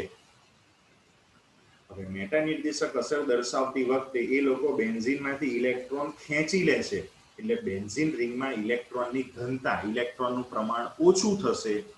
તો આપણી ઇલેક્ટ્રોન અનુરાગી વિસ્થાપન પ્રક્રિયા થતી હતી કેમ? તો કે ઇલેક્ટ્રોન અનુરાગી પ્રક્રિયકને બેન્ઝીનના ઇલેક્ટ્રોન પ્રત્યે ખેંચાણ હતું, એટલે હવે જો બેન્ઝીનમાંથી ઇલેક્ટ્રોન ઓછા થઈ ગયા તો એ પેલો ઓછો જોડાવા આવશે, એટલે કે આપણી ઇલેક્ટ્રોન અનુરાગી પ્રક્રિયા એટલી સરળ ન થવાથી આ સમૂહોને આપણે અક્રિયકારક, બેન્ઝીન રિંગને પેલા ઓર્થોપેરા નિર્દેશક સમૂહો પેલી ઇલેક્ટ્રોન અનુરાગી પ્રક્રિયા માટે વધારે સક્રિય બનાવતા હતા, જ્યારે આ લોકો બેન્ઝીન રિંગને નિષ્ક્રિય અથવા તો અક્રિય બનાવશે. માટે આ સમૂહોને આપણે નિષ્ક્રિયકારક અથવા તો અક્રિયકારક સમૂહો કહીશું. રેડી? તો આ આપણે જોઈ બેન્ઝીનની ઓર્થો, પેરા અને મેટા નિર્દેશક અસર. હવે આ સમૂહોને યાદ કેવી રીતે રાખવા? તો જો ઓર્થો, પેરા નિર્દેશક અસર દર્શાવતા સમૂહોને આપણે આ સૂત્રથી યાદ રાખવાના.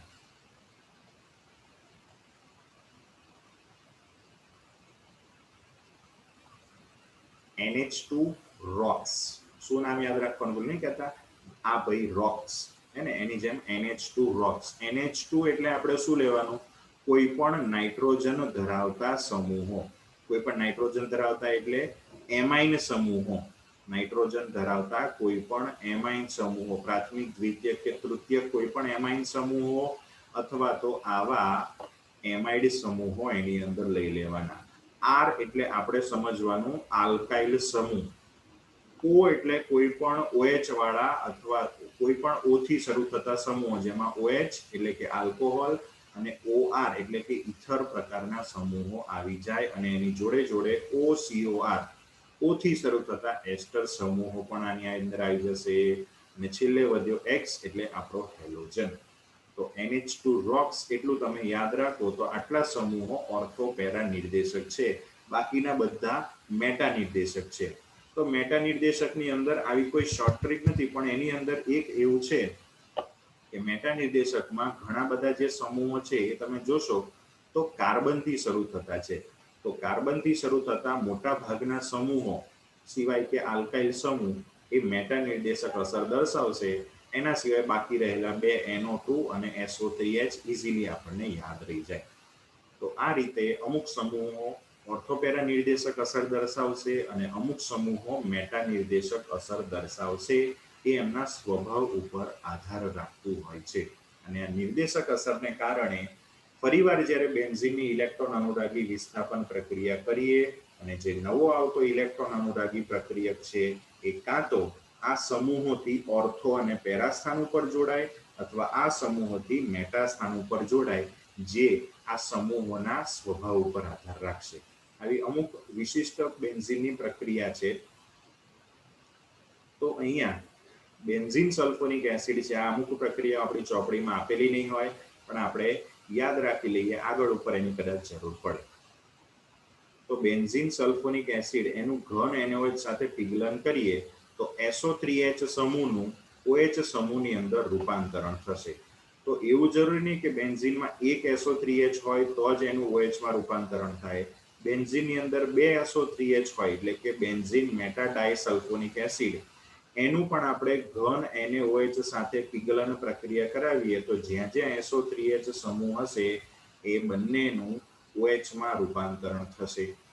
આ બે પ્રક્રિયા થઈ ઘન NaOH સાથે પીગલનની. નેક્સ્ટ એના પછીની પ્રક્રિયા આપણે ટોલ્યુઇન આપણી પાસે હોય અને ટોલ્યુઇનનું EMnO4 કે KOH કે જે ઓક્સિડેશન કરતા છે એ ઓક્સિડેશન કરતા દ્વારા આ CH3 નું COOH માં ઓક્સિડેશન કરશે. તો આ પ્રક્રિયાથી ટોલ્યુઇનમાંથી બેન્ઝોઇક એસિડ બનાવાય. એ જ પ્રમાણે માત્ર ટોલ્યુઇનમાંથી એવું નહીં, બેન્ઝીનની ઉપર CHO એટલે કે બેન્ઝાલ્ડિહાઇડનું પણ KMnO4 KOH દ્વારા ઓક્સિડેશન થઈ એમાંથી બેન્ઝોઇક એસિડ એટલે કે બેન્ઝીનની ઉપર COOH સમૂહ આવી શકે. બીજી એક પ્રક્રિયા છે બેન્ઝીનની ઉપર CH2CH3 એટલે કે ઇથાઇલ બેન્ઝીન હોય, એ ઇથાઇલ બેન્ઝીનની ઝિંક ઓક્સાઇડ ZNO સાથે પ્રક્રિયા કરીએ ઉદ્દીપક સાથે, તો એમાંથી 2 હાઇડ્રોજન દૂર થશે H2 સ્વરૂપે અને કાર્બન કાર્બન વચ્ચે દ્વિબંધ બનવાથી એક સંયોજન બનશે સ્ટાયરીન, કે જે આપણી ચોપડીમાં આપેલું નથી, આપણે નામકરણમાં પણ એને લીધું નહોતું, નવા સિલેબસમાં છે નહીં, જૂના સિલેબસમાં હતું. હવે ઓર્થો, પેરા અને મેટા નિર્દેશક અસર સમજવા માટે અમુક પ્રક્રિયા જોઈએ. કદાચ આ પ્રક્રિયા તમારી ચોપડીમાં નહીં આપેલી હોય એટલે અહીંયા વ્યવસ્થિત સમજી લેજો. આપણે બેન્ઝીનનું નાઇટ્રેશન જોયું, એ જ પ્રમાણે ટોલ્યુઇનનું નાઇટ્રેશન કરવાનું છે. બેન્ઝીનના નાઇટ્રેશનમાં તો બેન્ઝીનની ઉપર કશું નહોતું, પણ ટોલ્યુઇનમાં બેન્ઝીનની ઉપર CH3 સમૂહ છે, એટલે બેન્ઝીનની ઉપર એક સમૂહ આવી ગયો, કયો? CH3. આ CH3 એટલે કેવો સમૂહ? આલ્કાઇલ સમૂહ. અને આલ્કાઇલ સમૂહ કેવો સમૂહ છે? તો કે ઓર્થો પેરા નિર્દેશક સમૂહ. માટે આવા ઓર્થો પેરા નિર્દેશક અસર ધરાવતા CH3 સમૂહ વાળા ટોલ્યુઇનનું જ્યારે હું નાઇટ્રેશન કરીશ, તો હમણાં આપણે સમજાય પ્રમાણે એકવાર નાઇટ્રેશનથી આવતો NO2 સમૂહ ઓર્થો સ્થાન ઉપર અને એકવાર NO2 સમૂહ પેરા સ્થાન ઉપર જવાથી ઓર્થો નાઇટ્રોટોલ્યુઇન અને પેરા નાઇટ્રોટોલ્યુઇનનું મિશ્રણ મળશે. આ ઓર્થો નાઇટ્રોટોલ્યુઇન અને પેરા નાઇટ્રોટોલ્યુઇનનું હજુ પણ આપણે જો નાઇટ્રેશન કરીશું તો નાઇટ્રો સમૂહ બંને સ્થાન ઉપર આવી જશે, ઓર્થો અને પેરા, અને હજુ વધારે નાઇટ્રેશન ચાલુ રાખીશું તો બંને ઓર્થો સ્થાન ઉપર અને પેરા ત્રણ સ્થાન ઉપર નાઇટ્રો સમૂહ આવવાથી 2,4,6 ટ્રાય નાઇટ્રોટોલ્યુઇન એટલે કે TNT બનશે. તો આ પ્રક્રિયા દ્વારા આપણે એ સમજવાનું છે કે બેન્ઝીનની ઉપર CH3 જેવો કોઈ ઓર્થો પેરા નિર્દેશક સમૂહ હાજર હોય તો નવો કોઈ પણ સમૂહ આવે, નાઇટ્રેશન કરીએ તો નાઇટ્રો, આલ્કાઇલેશન કરીએ તો આલ્કાઇલ સમૂહ, એસાઇલેશન કરીએ તો એસાઇલ સમૂહ ક્યાં જોડાશે? એકવાર ઓર્થો ઉપર અને એકવાર પેરા ઉપર જોડાશે.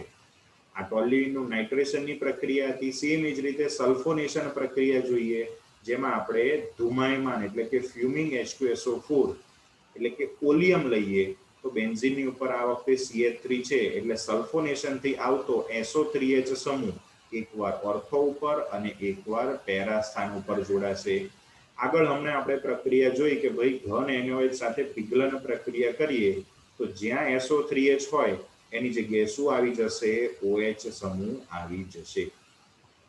ઓકે, આ ટોલ્યુઇનની સલ્ફોનેશન પ્રક્રિયા. પછી એ જ રીતે બ્રોમિનેશન કરીએ તો એમાં પણ એકવાર બ્રોમિન ઓર્થો ઉપર, એકવાર બ્રોમિન પેરા સ્થાન ઉપર જોડાશે. બ્રોમિનેશન પછી આ એક વિશિષ્ટ પ્રક્રિયા એટલે કીધી છે તો આલ્કાઇલેશન, પણ એ ફ્રીડલ ક્રાફ્ટ આલ્કાઇલેશન નથી. જો આપણે આલ્કાઇલેશનની અંદર અહીંયા લીધો છે એ પ્રમાણે CH3Cl લઈએ અને ઉદ્દીપક તરીકે નિર્જળ AlCl3 લઈએ તો CH3 સમૂહ ઓર્થો પેરા નિર્દેશક છે, એટલે નવા આવતા આ CH3 સમૂહને એકવાર ઓર્થો ઉપર અને એકવાર પેરા ઉપર જવું પડે, પરંતુ આ BF3HF ઉદ્દીપક અહીંયા આપણે વાપર્યો છે એ ઉદ્દીપકની અસરને કારણે જે નવો આવતો CH3 સમૂહ છે એ અપવાદરૂપ કિસ્સામાં મેટા સ્થાન ઉપર જોડાય છે. ઓકે, આગળ આ ટોલ્યુઇનની બીજી પણ અમુક રાસાયણિક પ્રક્રિયા છે જેની અંદર આપણે સમજીએ કે ભાઈ ક્લોરિનેશન કરીએ તો મિથાઇલ સમૂહ ઓર્થો પેરા નિર્દેશક અસર દર્શાવતો હોવાથી એકવાર ક્લોરીન ઓર્થો ઉપર, એકવાર ક્લોરીન પેરા ઉપર જવો જોઈએ. પણ અહીંયા આપણે યાદ હોય તમને તો ક્લોરિનેશનની પ્રક્રિયામાં ક્લોરીન સાથે Cl2 સાથે આપણે ઉદ્દીપક નાખ્યો તો FeCl3, બ્રોમિનેશન હોય તો FeBr3, ક્લોરિનેશન હોય તો FeCl3 એને અથવા AlCl3. તો આ ઉદ્દીપકની હાજરીમાં ક્લોરીન બેન્ઝીનની અંદર દાખલ થશે, પરંતુ અહીંયા આપણે ક્લોરીન સાથે ક્લોરીનને સૂર્યપ્રકાશની હાજરીમાં દાખલ કરીએ છીએ, માટે ક્લોરીન બેન્ઝીનમાં જવાને બદલે એ ક્લોરીન અહીંયા CH3 સાથે જશે અને જે રીતે આલ્કેનમાં વિસ્થાપન થતું હતું એ રીતે એક હાઇડ્રોજનનું વિસ્થાપન કરી અને ક્લોરીન એની જગ્યાએ જોડાશે. એક બધા હાઇડ્રોજનને દૂર કરી કાર્બન સાથે 3 હાઇડ્રોજનની જગ્યાએ 3 ક્લોરીન જોડે બેન્ઝો ટ્રાયક્લોરાઇડ બનશે. આ બધાનું આગળ ઓક્સિડેશન વગેરે કરી આપણે અલગ અલગ પ્રકારના સંયોજનો બનાવી શકીએ. 12મા ધોરણમાં આ બધી પ્રક્રિયા આવશે. 11મા ધોરણની તમારી ટેક્સ્ટ બુકમાં કદાચ આ પ્રક્રિયા આપેલી નથી, માટે આપણે ડિટેલમાં આની ચર્ચા કરતા નથી. આ સાથે આ ચેપ્ટર સંપૂર્ણ અહીંયા પૂર્ણ જાહેર કરીએ છીએ. Thank you very much. ચેપ્ટરની અંદર છેલ્લે આ વિડીયોની અંદર આપણે મેઇન ઘણી ઇમ્પોર્ટન્ટ વસ્તુ બેન્ઝીનની બનાવટ, એના રાસાયણિક ગુણધર્મો કે જેની અંદર બેન્ઝીનની ઇમ્પોર્ટન્ટ પ્રક્રિયા ઇલેક્ટ્રોન અનુરાગી વિસ્થાપન પ્રક્રિયા જોઈ. એ પ્રક્રિયામાં કઈ પ્રક્રિયા કરવો હોય તો કયો પ્રક્રિયક વાપરવાનો અને કયો ઉદ્દીપક એ ખાસ મગજમાં ફિટ કરી લેજો. જેમ તમને તમારું નામ યાદ છે એમ ક્લોરિનેશન, નાઇટ્રેશન, બ્રોમિનેશન શું કરવું હોય તો શું નાખવાનું, કયો પ્રક્રિયક, કયો ઉદ્દીપક એ મગજમાં ફિટ હોવું જોઈએ. બેન્ઝીનની પ્રક્રિયા માત્ર એટલું નહીં, એના અંદર જે બધા અલગ અલગ સમૂહો બેન્ઝીન સાથે જોડાય જે ઓર્થોપેરા કે મેટા નિર્દેશક અસર દર્શાવે છે એ પણ તમારા મગજમાં ફિટ હોવી જોઈએ. મારી રીતે આ ચેપ્ટરની અંદર શક્ય એટલો સમજાવવાનો પ્રયત્ન કરેલો છે. તેમ છતાં તમને કોઈ ડાઉટ હોય તો તમે મને પૂછી શકો છો. નેક્સ્ટ હવે પાછા આપણે જ્યારે મળીએ ત્યારે કોઈ બીજા ચેપ્ટરની ચર્ચા કરશું. આ ચેપ્ટરમાં આપણે હાઇડ્રોકાર્બન એટલે કે જે કાર્બન અને હાઇડ્રોજન બે જ તત્વો દ્વારા બનતા સંયોજનો, આલ્કેન, આલ્કીન, આલ્કાઇન અને એરોમેટિક સંયોજનો, એનો અભ્યાસ કર્યો. આ સાથે 11મા ધોરણનું ઓર્ગેનિક કેમિસ્ટ્રી અહીંયા પૂરું થાય છે. ફરી પાછા 12મા ધોરણની અંદર બીજા ઘણા બધા નવા ક્રિયાશીલ સમૂહ ધરાવતા સંયોજનો આપણે જોશું. પણ એ બધામાં મોટે ભાગે આવી બધી જ આલ્કેન, આલ્કીન, આલ્કાઇન કે બેન્ઝીનની જે બધી પ્રક્રિયાઓ આપણે ભણ્યા એ જ પ્રક્રિયા, એ જ પ્રકારની ઘણી બધી પ્રક્રિયાઓ હશે. અમુક જ વિશિષ્ટ પ્રક્રિયાઓ હશે, બાકી આના જેવી જ બધી પ્રક્રિયા હશે. માટે આ ચેપ્ટરની બધી જ પ્રક્રિયા એકદમ શાંતિથી વિચારીને, સમજીને કે ગોખીને ગમે એમ કરીને મગજમાં ફિટ કરજો તો 12મા ધોરણમાં ઓર્ગેનિક તમારા માટે ઈઝી થઈ જશે.